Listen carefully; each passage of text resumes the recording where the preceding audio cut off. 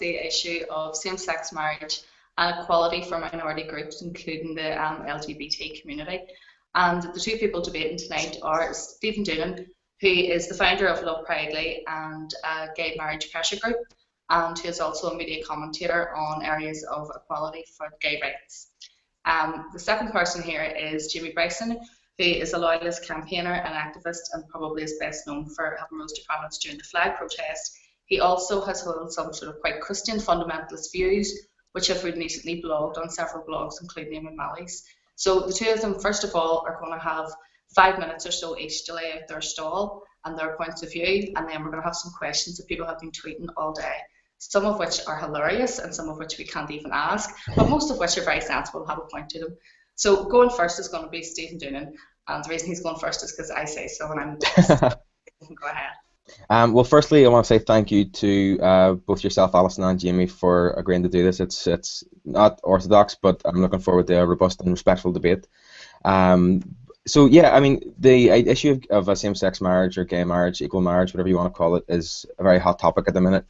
Given the referendum in the South there a couple of weeks ago, and it's a very hot topic in the United States. We've got it in England, Scotland, and Wales. So it's something that people like myself feel that Northern Ireland is being left behind on. But obviously, because of the nature of the society we have here, it's not as simple a debate as it would be in other jurisdictions like the South or England and Wales, because of the identity politics we have here. So a lot of that is kind of marred in with it. So it's very important that we have those conversations with people like myself and Jamie, who are able to talk to each other respectfully, and I hope to be able to do that tonight. And the reason it's important to me is, if you hadn't known, which I'm shocked if you don't, I am gay, but openly gay for 7 years. I've campaigned on the issue of equal marriage for about 2 years now, and I'm the founder of Love Proudly, which is a equal marriage organisation that was previously all Ireland, but now it's just focused on Northern Ireland, because obviously that's wrapped up in the South. So yeah, I'm looking forward to having a nice wee chat tonight about this. Hopefully we can keep it civil and keep it nice and keep it to the point. Jimmy, do you want to go ahead? Yeah, well, obviously I echo what Steve says. I think it's always good for people to have conversations around these issues. And I think I said the other day, I have been guilty at times of casting a bit of a blood blush over people and saying that some of those on the left of the political spectrum are actually, they preach tolerance and are actually quite intolerant. And I have to say, Steve has changed my mind on that. He has come forward and wanted to take part in this debate, which I think, somebody asked me the other day if I ever changed my mind on anything. Well, I've certainly changed my mind on that, because I've come to see that there are people on the left who are willing to engage in these sort of discussions. Obviously, the topic we're talking about tonight is same-sex marriage. I don't think it will come as any surprise to anybody that I'm opposed. I'm fundamentally opposed to the issue of same-sex marriage. I've made it very clear to Steve and clear to everybody before that as an individual, I have no problem with him as an individual, or any individual who is gay. I think they are no better a person than me, nor they are no less a person than me. In fact, they're an absolute equal. But that does not take away from my right to oppose views upon which I think is wrong in society. I believe that marriage is fundamentally a union between one man and one woman. I think this has been well established both in law and in our customs for quite some time. And I think clearly that marriage is also established in natural law, whereby I believe the primary purpose of marriage is to procreate, to create children. And biologically, of course, this can only be done by one man and one woman.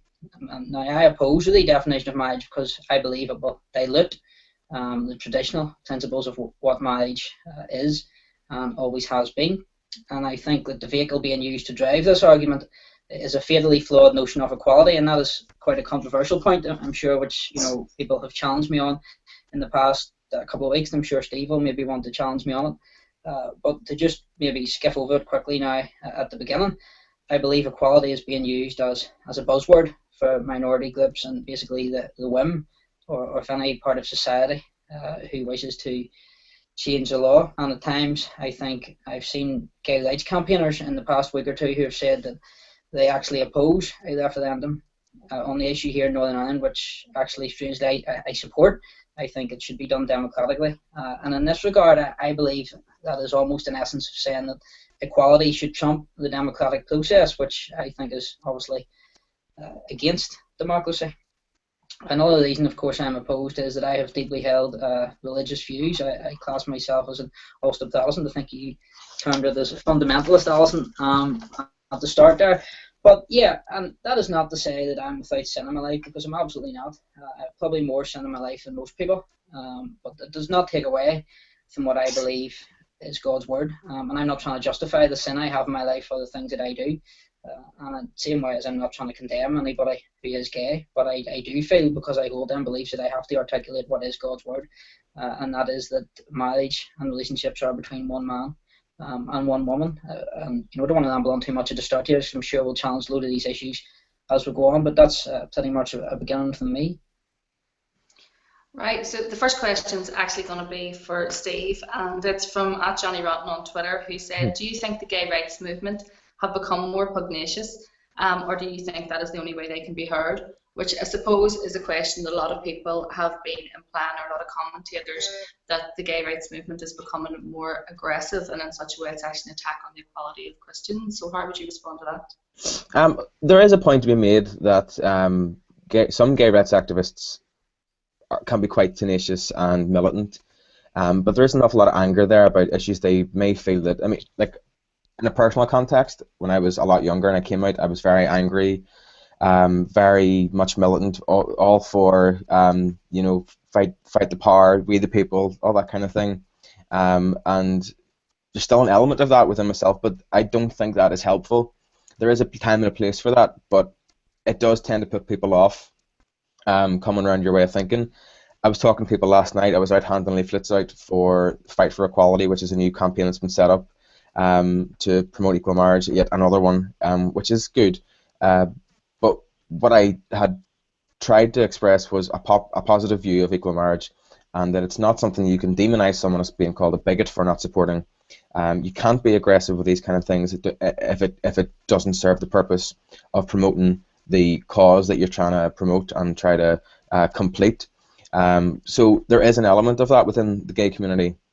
But I don't think it's, well, I know for a fact it's not every single gay activist who feels that way or who would act that way, but sometimes the loudest voices aren't always the ones that need to be heard or are the ones that are making the most rational arguments. And that's the same for every issue. I mean, it's the same for issues around politics here. The people that are often making the loudest noise aren't always the ones who are making the most sense. And it's not always indicative of the larger picture, but it tends to be the one that grabs headlines. For instance, we've seen with the Asher's Bakery issue, that I think it was very divisive for obvious reasons, and it did then bring out fringe elements within both campaigns that were at each other's throats even before this hit the headlines. So they just got more exposure. They haven't become more aggressive, but these elements exist in every single campaign and every single movement. It isn't just gay rights, but on the whole, I think gay rights campaigners are very positive, but there is also that element, unfortunately, and you have to kind of accommodate that and also kind of tackle that as well to try and educate people as to why that's there and also why it's important not to dismiss it. So that's my understanding of it. Just to go off for a wee second and go back on what you said there, the Aishers case, obviously while the Equality Commission won it was probably an important test of that law. Do you think that it has been beneficial in the long run to the campaign for gay rights, given that it seems to have put a rift between Christians and campaigners? Well, the cake itself, the Asher's Bakery, that wasn't the real issue, and that was always my understanding of it. The cake and the message that was on it and the court case and everything was brought because the individual involved felt that they were being discriminated against, and they've every right to do that. And the Equality Commission had every right to, in my opinion, every right to pursue that legal action. But it was used then by the Democratic Unionist Party to promote this conscience clause, which I feel did widen divisions between people of faith and the LGBT community, who have been working together very successfully over the past number of years to try and come to an understanding and strike a balance of the two communities and the dialogue between them.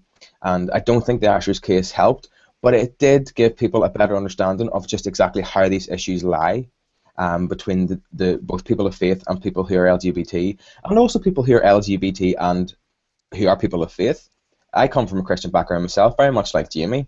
I'm an Ulster Protestant as well. I come from a Unionist Loyalist background, and I was brought up in a Christian home, and I would consider myself to be someone who is of a Christian denomination. And it's important to understand that LGBT people don't just spring out of the ground. They're not picked out of a field. We're not grown on trees. We do come from families, and we come from very often churches, because this is still quite a religious country. But so it's important to have those conversations around why the Asher's case was so important in striking a balance between religious rights and the rights of individuals to not be discriminated against. And I think that was clarified by the judgment, while not everybody agreed with it. And I'm sure Jamie will challenge me on this later on. I fully expect him to. That's the judgment that was made, and I'm not a legal expert, but I agree with the judgment. But that's probably because I'm biased and that I'm gay. But I also thought it was the right thing to do. If they've been discriminated against because they were disabled, black, because they were Christian, then I would have also agreed that this decision was the right decision to make. Okay. So the next question is from Jim Wells, who I'm assuming is a party accountant as the actual former health minister. But he has asked Jamie, how do you choose which parts of the Bible you choose to follow and which you choose to ignore? And that's a common theme in a lot of these questions, because there's an element of pontificating to others about certain sections of the Bible, while you yourself probably don't live a life without sin. So do you want to answer that? Yeah, absolutely. Well, just on the point at the start, Alison, and obviously this is not directed at you who's asking the question, but I do feel that sometimes that personalising issues such as this isn't helpful, and I think some of the way that the questions have been worded towards me has been quite disgraceful over the past week. And in general, actually, on Twitter all the time, I think there's ways to word things and ways to say things, and I think we have a hierarchy of when it's okay to say certain things to certain people, but if it was said to somebody else, I think if I made some of the comments that I made towards a gay person, or towards an elected representative, I think I would probably be arrested for hate crime, because it's me. I think people think it's okay to make comments like that, but it's what orthodox back. But I'm just making the point. I'm happy enough to answer the question. Not to get too deep into theology, but everybody has sin in their life, and as I touched on at the start, I sin more than most. And my personal circumstances and my life circumstances, I do live in sin. I've had a child out of wedlock, that is no secret. But what I'm saying is that's not right. By biblical terms, that's wrong. And I'm 100% with it. I'm not trying to justify that.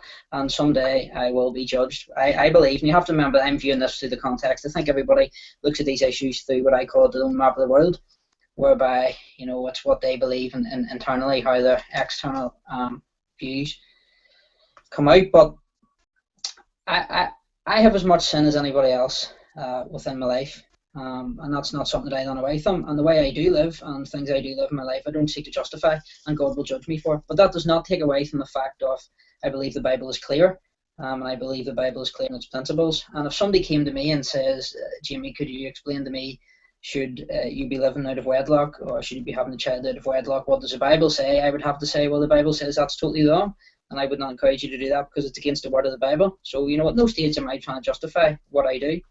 I'm a sinner as much as anybody else, no more, no less, I may add, but, it's not a case of me condemning people, pontificating or judging. When we're talking about a religious aspect of it, all I am doing is telling you what it says in the Bible.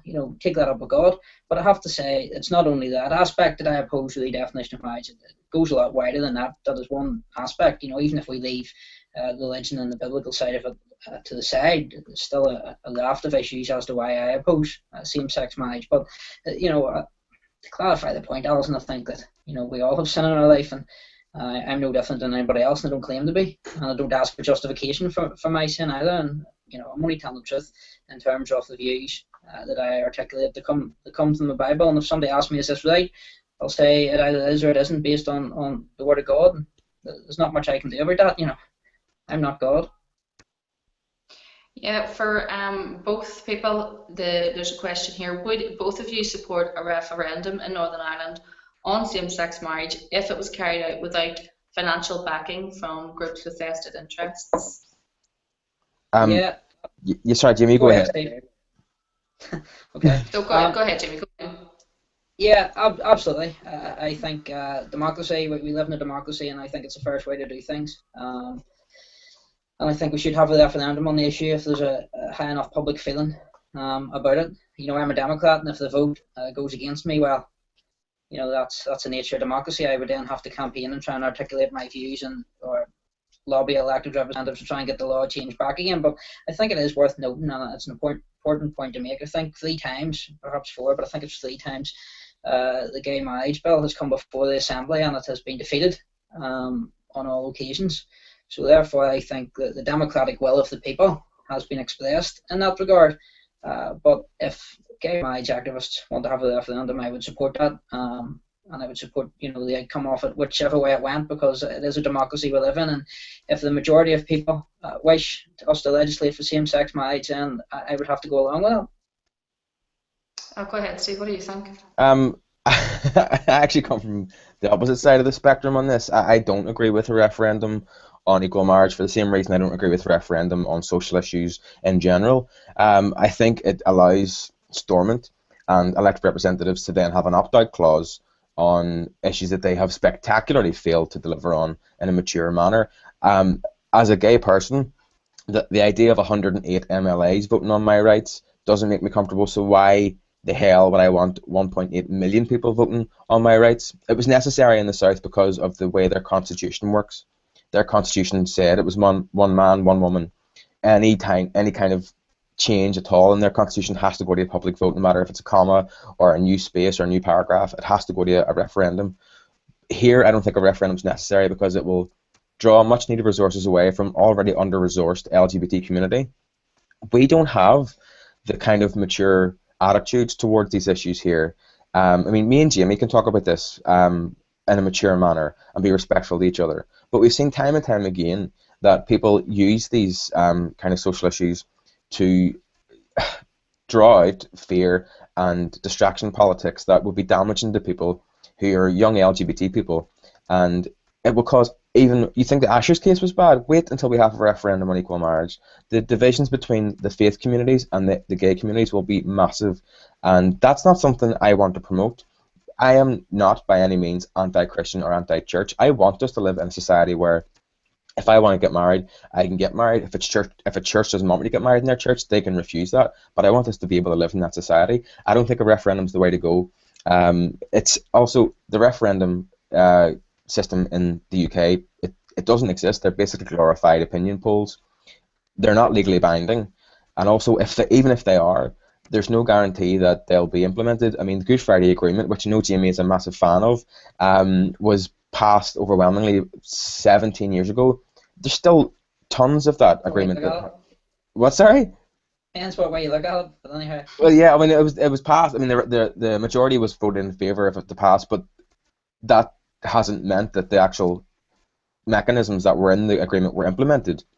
So there's no guarantee that any referendum will be adhered to, and the DUP would ultimately be the ones responsible for bringing forward a bill if a referendum was to pass. And they've not shown us any appetite to bring forward bills on what they've already promised to legislate on, never mind what we threaten to bring forward for them to legislate on. So I have no faith in a referendum. I don't agree with it, and I think it would be very damaging. Just to clarify on that point, Steve, you think it would be the actual marriage referendum, but the campaign and the build-up to it, do you think would cause further segregation between, as you said, the faith community and those in favour, where at this point in time, I suppose after the Asher's case and recent cases, there would need to be a period of sort of healing or reflection on that rather than going straight into a referendum campaign? I think so. I mean, unfortunately, the voices that took charge of the public outcry surrounding both sides of the Asher's campaign, there was a lot of fringe elements, as we discussed earlier on, and the DUP, while they are the biggest party in Northern Ireland, they didn't use this as a mature way to say, let's have a respectful debate around equal marriage, let's have a respectful debate about gay rights. They brought forward a conscience clause that would effectively act as a discriminatory charter for businesses to opt out of serving gay people. I can see Jamie screwing his face up already, but we'll come back to that in a wee second. I didn't agree with that, and I think it actually caused bigger divisions. If there was a referendum campaign, I just think it would be every man for himself, and it would be, people would just go to town on each other. It wouldn't be healthy. I don't think we're at that level yet. And also, as a gay person, I am scared that if we had a referendum, we would lose, and that would bury the issue for 10 years, 15 years, and the courts and the Assembly wouldn't touch it.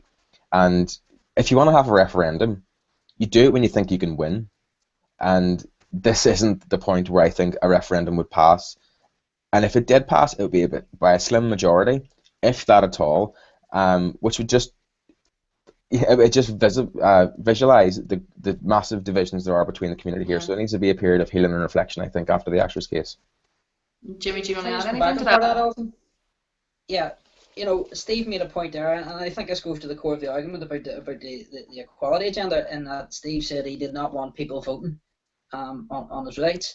You know, where's the parameters for that? You know, at what stage does somebody's right to this notion of equality trump the democratic process?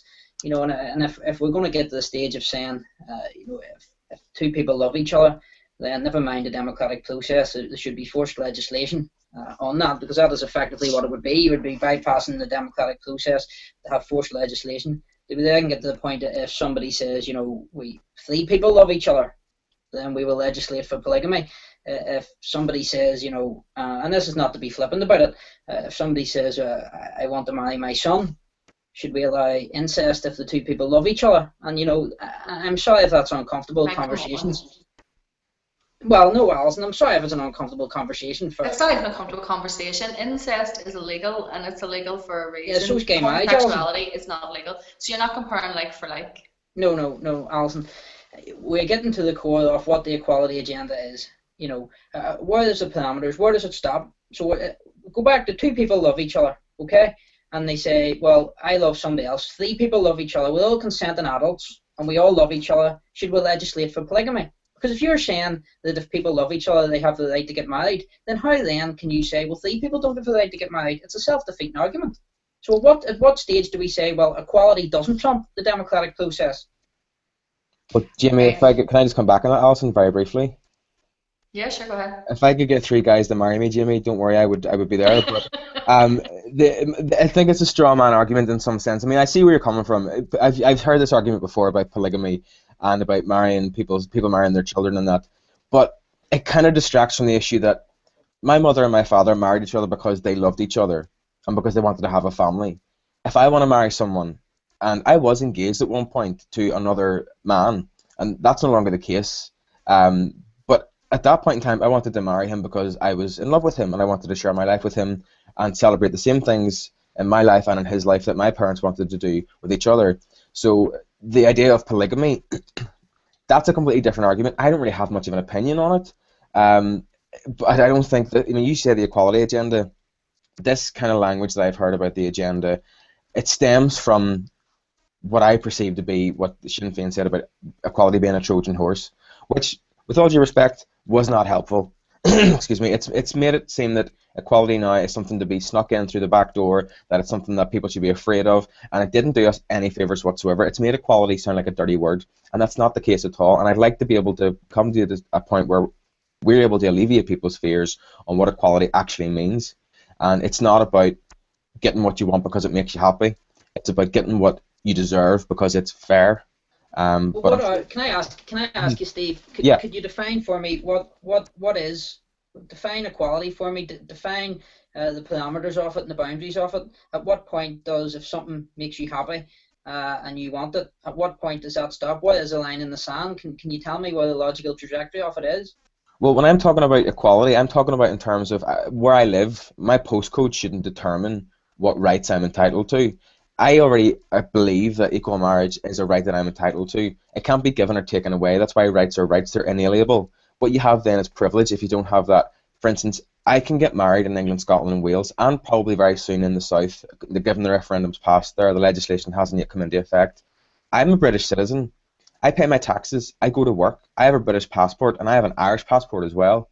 I pay all the same taxes as everybody else. I obey the law. I contribute to society. But if I go to Scotland and get married and come back here, I'm no longer married anymore. Yes, civil partnerships are brilliant. I think they're a fantastic step forward for same-sex couples. But they're not the same. You can't call something that I believe is the same different. There's no such thing as different but equal. You either have different or equal. There's no marrying up those two, if you'll excuse that pun. So that's where I'm coming from on it, Jamie. If I want to marry someone, I should be able to do that in the city, and in the country that I live in and that I work in and that I love. And I can't do that at the minute, and I don't think that's fair. Well, on that point, Alison, I could say I oppose the Belfast Agreement. So I don't want there to be a Belfast Agreement. You often do, Jimmy. Yeah, and exactly. It's your right to say you oppose it. Exactly. As it is Steve's right to say that he believes that we should legislate for same-sex marriage, but we have devolved institutions. So in that regard, the way to do that is to convince enough elected representatives to legislate that and do it through the democratic process. And with all due respect, Steve, you haven't provided me with an explanation of the parameters of equality. What does it actually mean? Where does it stop? When is a line in the sand when you say enough is enough? And I would have to say, and as I touched on in the start, you are no less a person than me, and I am no better a person than you, and vice versa. And I believe we should both be equal under the law and equally subject to the law. And we are equally subject to the same laws because, and I'm not being flippant about this, and please don't think that I am, but I cannot marry a man, and you cannot marry a man. It's not to say that I have the right to marry a man and you don't. So it's not discriminating against you as a person or as an individual. In our democratic process, and the majority of elected representatives do not feel that it should be legislated. The question isn't whether a man should be allowed to marry a man, and if they can't, then everybody's equal. Same-sex marriage means people marry who they love. We're not just talking about men here; we're also talking about women as well. Yes, yes. So that it's not equal because a man and a woman can marry, and a man and a man who love each other and a woman who love each other can't marry. So that's where the inequality comes into it. So you don't have equal rights because you both aren't allowed to marry a man. That's not the case.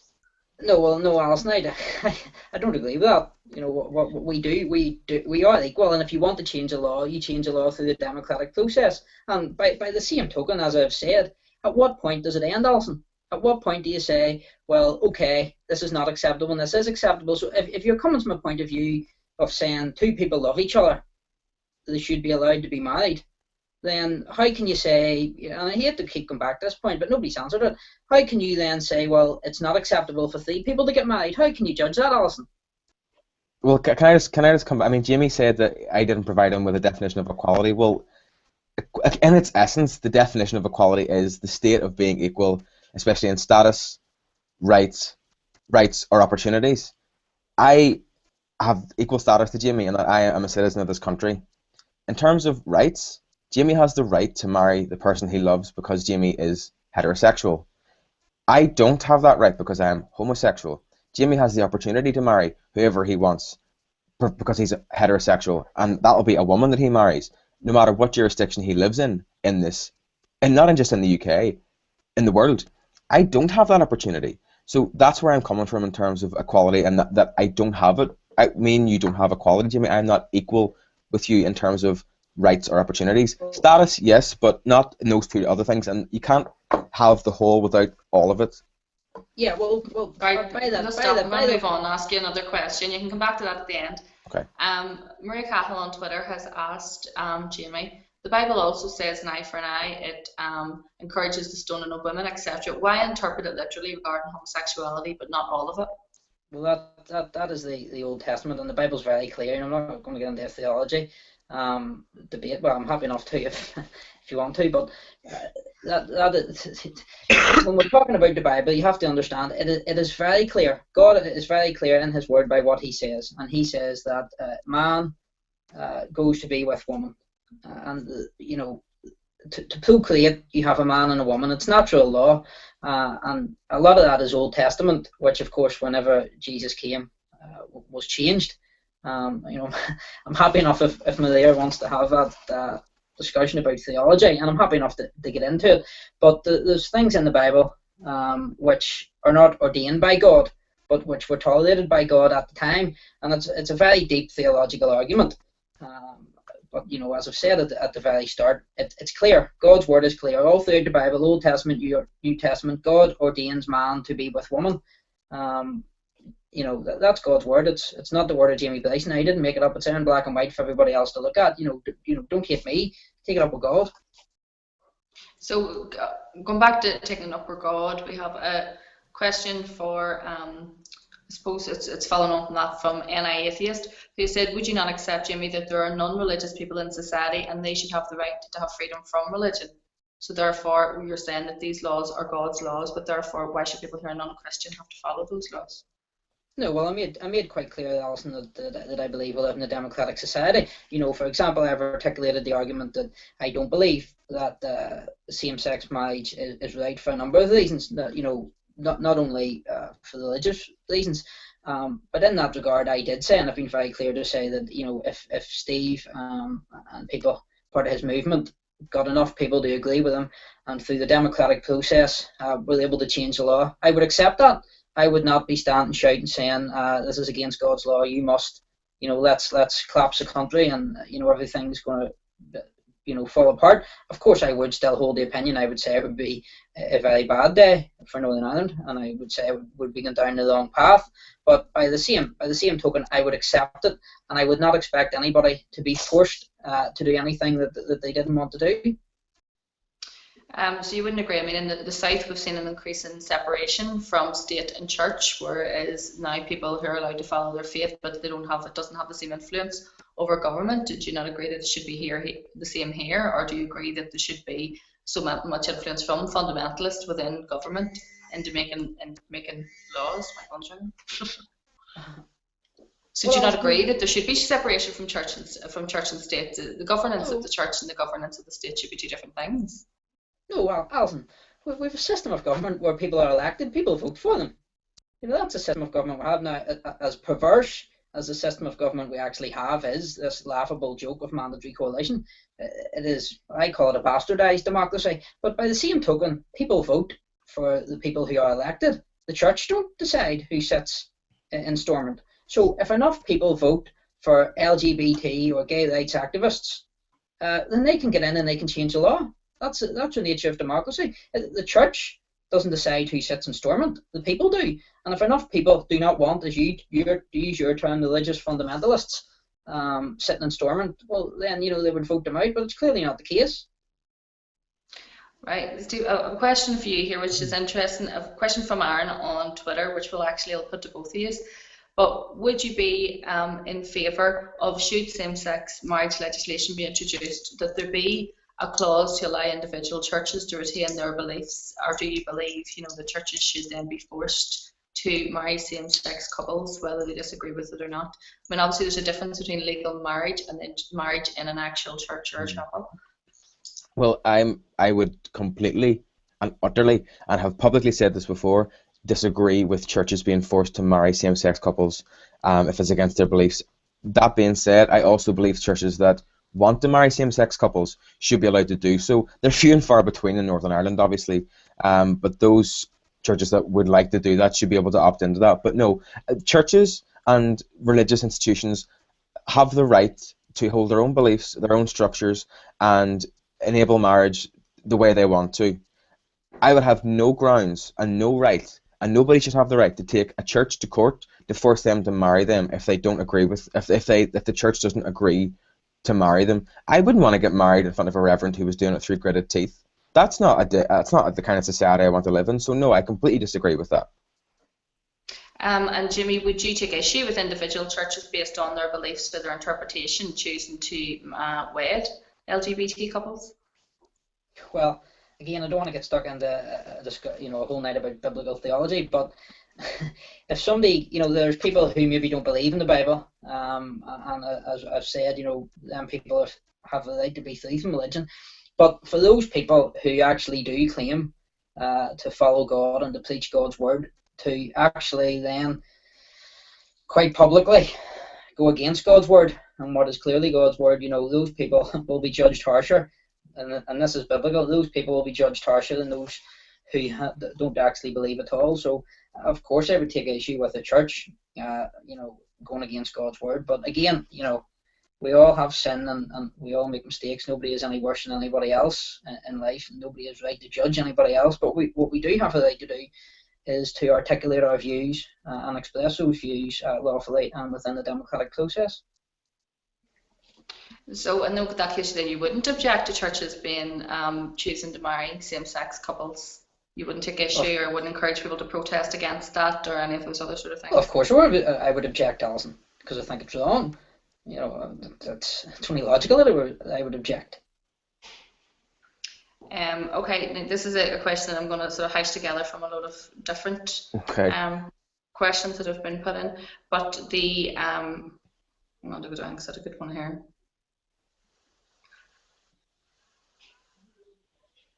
Jamie, there's a question here for you, which is actually, we're going slightly off piste here, but it's in relation to comments that you had made, which I suppose we could use in equality with regards to Troubles-related killings, and how some killings were maybe not murders and some killings were justified, some killings were equal. Now, we're discussing same-sex marriage, we're also discussing equality for all, and that includes both sections of the community. Would you still stand over those comments, or would you retract those? Well, I think that's a very good move to happen to slip that into a same-sex marriage debate there, Alison. I'm responding to demand. Oh, right, okay. Well, what actually is the question, Alison, and what is the comments? I'm happy enough to answer it, but you know, it's a good move to slip in questions about the Troubles in relation to the same-sex marriage debate. Let's put it in a different way with regards to equality. I'm happy enough to answer it, Alison. I'm happy enough to answer it. With regards to equality, what there's is the opposition there in relation to same-sex marriage. Would you also, your views on equality, would you put them across the board in relation to other groups or other minority groups? Because it could be portrayed into both cases. So would you be in favour of, say, when it comes to positive discrimination in employment and issues like that, which help to make society more equal, are you also against those? Well, you know, I've been on record as speaking out against the perverse notion of positive discrimination. You know, it's the type of positive discrimination we had which destroyed the RUC and gave us the first that we have, which is the PSNI. You know, we're getting slightly off subject here, but you know, if I'm asked a question, I'm happy enough to answer it. But you mentioned at the start the comments I made about equality in relation to the Troubles. Yeah. What were the comments? I'm happy enough to quantify them, or. And Joseph, I'm not actually going to go back over them because it'll deviate away too far away from the actual debate. Well, what I will say, Alison, is that anything that I've said publicly before or privately to anybody that I stand over 100%. Yeah, and question to Steve, which is again hashed together from a few different tweets here. What do you think can be done to repair the damage that's maybe been caused in recent times between the LGBT community and people of faith, given that we have had such a sort of storm of media attention around a number of individual cases, including issues? Honestly, conversations like this are paramount, and they can only be helpful. And these conversations have been taking place. I mean, Jamie and I aren't the spokespersons and the head of each movement. Let's just make that clear. I mean, I don't pretend to be the gayest of the gays in terms of how these movements are run. So I just want to make it clear that these conversations have already been taking place and have been going on for decades. The public perception of that needs to be changed. There needs to be more positive messages put out there in terms of, for instance, there's a lot of work being done by All Souls Church, run by Reverend Chris Hudson, who is it's a non-subscribing Presbyterian church that does hold services for Transgender Day of Remembrance, for instance, every November. They would be quite receptive to having LGBT members of their congregation in that church. So people who are LGBT and of faith can lead those discussions, and that to me is the only way. And I could be wrong, and there's probably going to be lots of people who disagree with me on this, but personally I think these kind of conversations are what needs to happen, both on a personal level, on a public level, and at a legislative level. These conversations need to happen in Stormont as well. No matter how bastardized Jamie thinks the system of government here is, and unfortunately it's what we have, and those conversations need to happen on the floor of the Assembly and need to be more positive and constructive and informed. And that goes for those who are lobbying for same-sex marriage in Stormont, and I include Sinn Féin in that, and also those who are opposed, and I include the DUP in that. They need to have actual conversations with this, talk to the communities who are involved, and don't assume what the communities want, because it gets very frustrating for people who are LGBT, people of faith, and those that are both, whenever those people don't represent what we think and what we want and how we've actually been interacting is completely dismissed as non-existent. So these kind of conversations that we're having tonight are a start, I think, and we can move forward on that. And I'm looking forward to how that conversation will go. Just for me, just to expand on that, Mhm. with the exception of a few councillors on each side, maybe a couple of councillors in SDLP and a few in the Ulster Unionists on the other side, there seems to be quite an even split, a sort of nationalist union split with regards to gay marriage and issues of equality. How difficult do you think that makes life for gay Protestants living in a Protestant community, given that it seems to be, the division seems to be very much down that sort of nationalist unionist side? It's funny you should ask me that. I mean, I had a lengthy discussion about this with a colleague yesterday evening. In that I would consider myself to be a unionist. I come from a loyalist background. I would go to the bonfires on the 12th. I would go to the band parades. My family were very proud unionists. And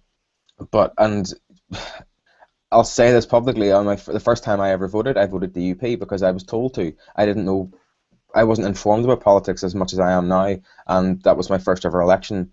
And I did so because I believed that they represented me as a Protestant, not for any other reason. When I came out about 2 years later, that politics was no longer conducive to me. And whenever I heard the comments made by Iris Robinson, for instance, about homosexuality being compared to child molestation, I think it was, and I could be wrong on that, but that kind of made me go, right, this obviously isn't the politics that I can identify with anymore. So it is quite frustrating. There are parties that gay unionists can vote for, but they aren't the ones that are unfortunately getting elected, and they aren't the ones that are dominating the conversation. It's parties like the DUP who, whilst, I mean, I know gay people who vote DUP. It baffles me. I'm not going to be one of them, but I know gay people who vote DUP because when it comes down to it, what they care about more and what gets their back up more is identity politics around parades, flags, that kind of thing, rather than equal rights. And it's almost as if they're loyalists before they're gay, and it must be difficult for those people to marry that up. I was one of those people a long time ago, but I've maybe my politics. Jamie knows my politics very well, as do many people. I've moved on from that and found another way to express myself politically. But it must be very frustrating, and it is frustrating. And do you think recent events will make it far more difficult for young Protestants who are gay to publicly come out within communities where it seems to it's going further to the right rather than moving to the middle ground? It can be, but there's good examples out there, and there's good role models. For instance, Councillor Julianne Core Johnson, she is an openly lesbian city councillor for the Progressive Unionist Party in North Belfast. She just had a civil partnership there a good few months ago. She's a loyalist, went to flag protests, represents probably closer to the politics, I don't want to assume, but probably closer to the politics that Jamie would identify with in terms of identity politics. So there are role models there, and Julianne's one of them. But it can be very difficult. I mean, it's all well and good having people like Julianne in the city council, but it's the conversations you have to have with your own family behind closed doors. And if they're not receptive to your sexuality, my family wasn't. We had difficult conversations over the course of 4 or 5 years, and only the last few years have we been able to reconcile that. And I have a fantastic relationship with my family now. I love them to pieces, but that wasn't always the case. We couldn't always have had those mature conversations. So of course it's going to be difficult for people who are Protestant and LGBT to come out in those communities and in areas that it's moving further to the right. Yeah, and Jimmy, following on from that, as Steve pointed out, that the PUP currently have an openly gay elected councillor, Julianne Corey, who's been quite outspoken in her support for gay rights. So while you would say that your beliefs are staying true to your sort of Christian loyalist sort of fundamental beliefs, there is different views within loyalism itself. Would you not agree that there is a difference of views even within that section of loyalism? Yeah, absolutely. Loyalism. Actually, there was a series on the blog Long Cash Inside Out the last month or two, in which spoke to a number of people about what is a loyalist. And there's a whole loyalism is a mixed bag in the sense that you have a wide range of people. You have people probably like Julianne who feel that loyalism should be separate, some sort of Protestantism in the church and that type of thing. And with progressive politics, you have people like me who feel that loyalism springs from the well of biblical Protestantism. But we still all come under the same banner of loyalism. But yeah, I'm not a member of the PUP and never have been a member of the PUP. So I don't want to get into talking about their policies, my views Yeah, but on. not on PUP. Do you not think that then maybe sort of your brand of sort of very far right loyalism is becoming less out of fashion as young people more embrace that side of loyalism that's sort of being espoused maybe by groups like the PUP? Well, if people want to follow that brand of loyalism, that's entirely up to themselves. No, I take no issue with that, but I don't think it's right. Well, uh, let me quantify that. I don't think on some issues it's correct. I'm not to the centre and I'm not to the left. I come from, I've been more conservative in my views. I think that's the best way for loyalism, for unionism, for Protestantism.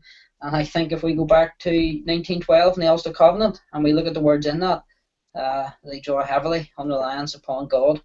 And the men who signed that would have been conservative-minded Ulster Protestants. So, listen, if the whole world thinks that I'm wrong, that's fine. And I think a lot of people, what they do in society, and I made this point the other week, is they maybe wake up in the morning, open the door, stick the finger out, see which way the wind's blowing, and then decide their views. I decide my views and throw them out. And, if they get caught in the wind and go the wrong way and I'm in the wrong direction, so be it. Do you think that recent events regarding comments by DUP ministers, maybe the Aisha case and things like that, have caused some people, maybe within your section of loyalism, to become more hardened and more anti the equality agenda because it did seem fairly aggressive? No, well, I make the point of what I said earlier. We still don't know what the parameters of this equality agenda actually is. It's so open-ended, it's unbelievable. But yeah, absolutely. The Aisha's case, and the. Now, I want to make this point because there is an aggressive gay agenda, but I want to leave the likes of Steve out of that because it is not him. And quite often I find that the most aggressive in the aggressive gay agenda are people who are living left-wing lunatics and who aren't themselves actually gay. It's just a political cause, but that's the truth. It's just a political cause for them. And I look at Steve, who is respectful, who's tolerant, who's sitting here having a discussion. He's not up shouting across. He's not trying to force views onto me. And okay, we'll go back. We'll take the example of Julianne. Julianne is very tolerant of everybody else's views. She's not forcing her sexuality or her views onto anybody else. So there you have two people who actually are themselves gay and who espouse the principles which they claim, which is tolerance. But then you have absolute lunatics who aren't even gay and are the very same people that will be standing, shouting and screaming and people like me are irrelevant and nobody should listen to anybody else's views. We should just be put in a glass cage and locked away. If your views you don't agree with them. So I think, yes, it has hardened views in the sense that people have seen the dangers of this so-called equality agenda, but by the same token, conversations like tonight go a long way to show that the aggressive gay agenda sometimes isn't being driven by people who are actually gay. It's maybe just people who want to use it for their own political ends or just, as I said, raving left-wing lunatics. And so in regards to the conscience clause, which is obviously could possibly be the outcome of the anti, the anti of this, would you be in favour of a conscience clause in Northern Ireland that would allow people to opt out of providing services? Yes, absolutely. And I think the point is being missed and the point that was missed in the Asher's case, and of course the Asher's case is going to appeal, and I think that, and I've read the whole ruling by Judge Brownlee, and I think it was fatally flawed. It was based on a number of false points. And she actually made the point in a ruling whereby she said that because the person came in and they asked for the cake, which said support gay marriage, that those serving her must have knew that, or serving the individual, must have knew that the person was gay. And of course, this is actually false because the greater majority of people who describe themselves as gay activists aren't actually gay. So, if a person came in who wasn't gay and asked for the cake saying support gay marriage, by the logic of the judge's ruling, then that would take away a key point in it that swayed her judgment and that she believed that Ashers knew that the person was gay. But absolutely I would support a conscience clause because I think there has to be a distinction between discrimination against a person, an individual, and discrimination against an idea.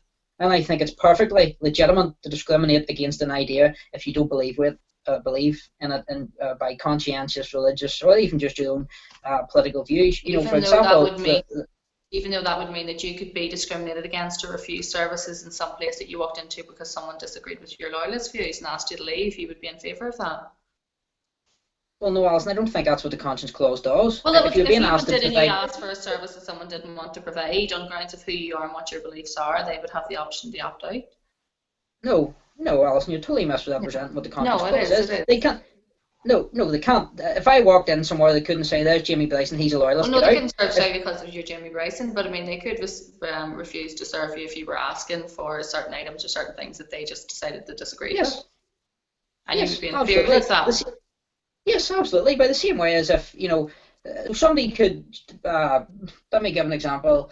Sean Kelly could walk up a Shankill Road and claim that he's political, and because of the protections offered to political beliefs, he could walk into a bakery in the Shankill Road and say, "I want a cake commemorating the Shankill bomb," saying it Well, was a you political act. can't have anything that glorifies terrorism. That's illegal, so that's not like for like. No, Alison, no, you're totally wrong there, because within the Terrorism Act, there's no such offence as glorifying a past act of terrorism. It is only if it's going to encourage a future act of terrorism. So actually, if somebody did want to go and commemorate's a terrible word to use for some of the pure acts of terrorism carried out there, but if somebody wanted to go and, I don't know, in their mind, pay tribute to one of those terrorists, as long as it didn't glorify future acts of terrorism, it actually wouldn't be illegal under the Terrorism Act, Alison, so they would be able to demand it, and that's the logic of this ridiculous ruling we now have by the judge. I don't know what Actually, can I come in on that? I agree with your interpretation of the Terrorism Act, but go Steve,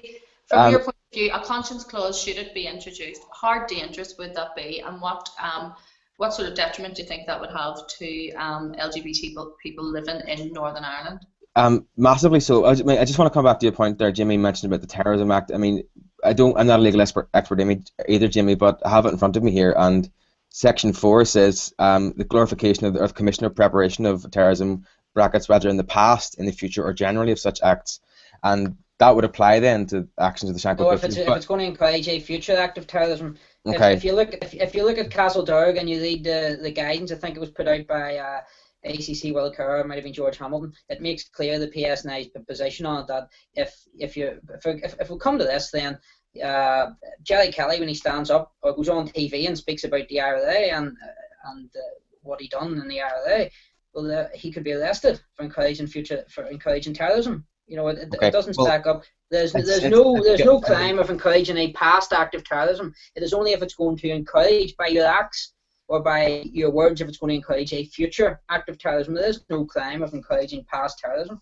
Okay, well, I'm sure we're going to ask Alison to have a debate with ourselves next week about this. Yeah, it's a grey area. It's have to be tested as well. To come back there, sorry, Alison, to come back to the point, I mean, the conscience clause doesn't provide for people to be discriminated against based on political beliefs, marital status, gender, or disability. It is purely based on sexual orientation. It is designed to allow businesses to prohibit service on the basis that they would endorse providing of a service that would endorse a same-sex sexual relationship, which means that, for instance, right, I wrote a piece about this a while ago, and I'm going to just quote a few bits of proposed implications of this. So a landlord could cite the legislation, if he's a Christian, to evict a same-sex couple from the house because he wouldn't be happy with a same-sex couple living in under the same roof together. Honeymoon packages could refuse to sell honeymoon packages to couples who've just entered into a civil partnership with each other if the business owner is religious. If I went into a restaurant with Jamie and someone assumed that Jamie and I were a couple, which I doubt that will ever happen, but if someone assumed that Jamie or a friend of his were a couple, they could refuse them a table because they would assume that they're a same-sex couple. You don't even have to be gay to be denied service. There's the assumption of your sexuality, and that's just plain bloody wrong. And I don't want anybody, and it's not just gay people that are affected by this. For instance, a child of a same-sex couple could be denied entry to a religious school nursery because their parents are same-sex, and I mean, I can't see the merit in that. I think it opens the door to legalizing discrimination. Yes, there are merits to be taken when Christians feel threatened and impinged by LGBT rights progressing. That's a different conversation. I don't think the conscience clause settles that. I think it just makes things worse. I think it has the best of intentions for some people, but those that are proposing it aren't the people who have those intentions, and I think it's been used as someone said before about the Equality Commission's actions against Ashers, I think it's used as a sledgehammer to crack a nut, where we have a completely different situation that we have in the rest of the UK. We don't need this in the rest of the UK, so it completely contradicts British values, in my opinion, that we don't need this over here, and I don't think it's a good idea, and let's be frank, it's not going to happen. It's already been stated that the other parties in the Assembly will block this, and I'm glad to see that. But I want people to have a proper conversation about what this means and what the implications are, because I think it's much more far-reaching than they understand it to be. See, just on that, can I come back, Alison? Steve, Mm-hmm. you as a gay man, put yourself in Ash's shoes. If you were a baker and somebody came in and asked you to make a cake and saying gay marriage is an abomination to the Lord, should you be forced to make that cake? It's not a matter of being forced to make the cake. If I'm providing a public service, while I may not feel comfortable with the service I'm providing in this particular instance, I'm not a religious institution, and my business does not espouse my personal beliefs and values. My business isn't gay. I'm gay. If I own the business and someone comes in and makes that cake, yes, I may not want to make it, but if they're giving me money over the counter, I can't refuse service. There's no provisions for me to discriminate against anybody, and if they have that belief, I could be taken to court for discriminating against their religious beliefs if they say that this is for a religious ceremony or for a church. So while I might not want to, and I'll probably never own a bakery because I can't cook to save my life, I don't agree that people should be able to discriminate, and that's the end of the argument for me. People should not be able to discriminate against gay people, and that's on this basis, and that's for me the end of the argument. This is very, a point. Very quickly, Jimmy, just before, because we're coming near the end. Yeah. One of the questions is why, if you're so pro-union, would you deny gay people the same rights that they have in the rest of the UK? This is a ludicrous argument, Alison. But why should Northern Ireland be an exception to? If you want to be pro-union, why should then we have different laws in England? Well, this is actually something that's being put forward by people within the left of unionism. And it's perhaps the most ludicrous political argument I've ever heard, because the same people who put forward this argument are the same ones who will be standing on the street beside Sinn Féin, the trade unions and the SDLP and the whole left of a left-wing anti-austerity movement, who will be saying, we do not want welfare reform, and to oppose welfare reform, to oppose the most generous welfare package that we have in the whole of the United Kingdom. But by the logic of their own position, because they want to be the same as the United Kingdom, they should be saying, not only do we not want the most generous welfare package in the whole of the United Kingdom, but as a matter of fact, we want a harsher system. They would then be coming out and saying, we want bedroom tax, we want water charges. You know, it's an absolutely ludicrous argument for them to make. And some of the people that push this forward are the most ardent supporters.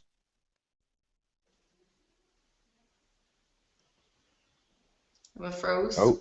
Have I lost him?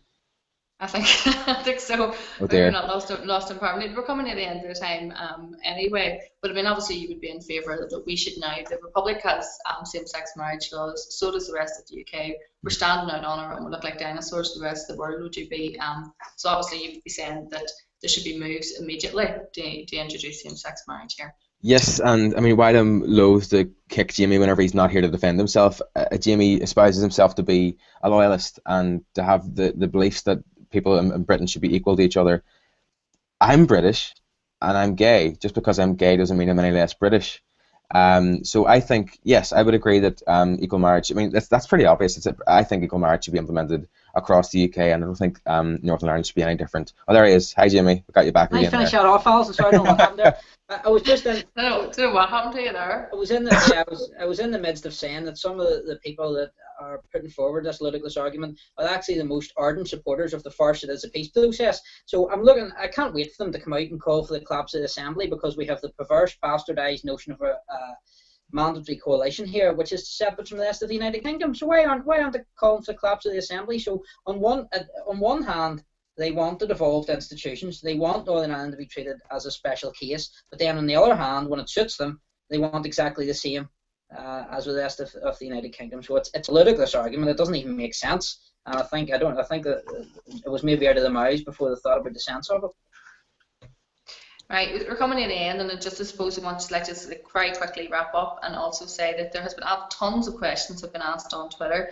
Most of them have been, to a point, very productive. There has been some abuse. I thought I took abuse on Twitter, but Jimmy, you took some dog's abuse, let me tell you. And some of them have been fairly vile. And so I would also say that the people who seem to be tweeting a lot about how irrelevant this is and how we shouldn't be discussing it, seem the irony of the fact that they're tweeting about it constantly seems to be completely lost on them altogether.